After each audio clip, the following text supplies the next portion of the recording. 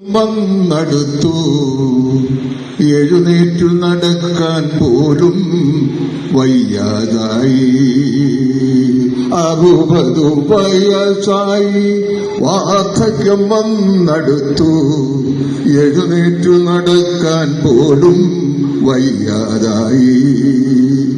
പണികൾ പലതും ചെയ്ത് മക്കളെ പോറ്റി വളർത്തി സ്വത്തുക്കളെല്ലാം അവർക്കെഴുതി നൽകി.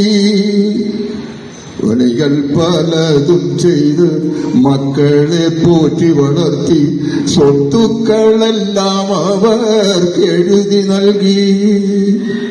മക്കളെല്ലാം നാട് വിട്ടു വൻപിച്ച നിലയിലായി.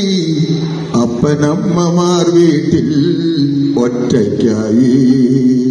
മക്കളെല്ലാം നാടുവിട്ടു വൻപിച്ച നിലയിലായി.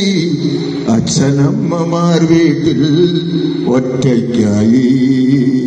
60 വയസ്സായി വാർദ്ധക്യം വന്നടുത്തു എഴുന്നേറ്റു നടക്കാൻ പോലും വയ്യാതായി.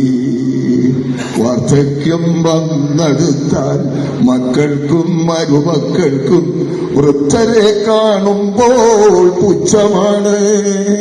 വാർദ്ധക്യം വന്നെടുത്താൽ മക്കൾക്കും മരുമക്കൾക്കും വൃദ്ധരെ കാണുമ്പോൾ പുച്ഛമാണ്. കിളവരെന്നും കിളവിയെന്നും നാമനിർദ്ദേശം ചെയ്യും. പിന്നത്തെ വീടിയൊക്കെ അപ്രകാരം. കിളവനെന്നും കിളവിയെന്നും നാമനിർദ്ദേശം ചെയ്യും. പിന്നത്തെ വീളിയൊക്കെ അപ്രകാരം. 60 വയസ്സായി വാർദ്ധക്യം വന്നടുത്തു എഴുന്നേറ്റു നടക്കാൻ പോലും വയ്യാതായി. മുക്കാലിൽ നടക്കുന്ന വൃദ്ധനെ കാണുമ്പോൾ അച്ഛാന്ന് വിളിക്കാൻ പോലും നാണം തോന്നുന്നു. മുക്കാലിൽ നടക്കുന്ന വൃദ്ധനെ കാണുമ്പോൾ അച്ഛാന്ന് വിളിക്കാൻ പോലും നാണം തോന്നുന്നു. എന്തു പറഞ്ഞാലും ഏതു പറഞ്ഞാലും കോപത്തോടാണ് അവരുടെ പ്രതികരണം.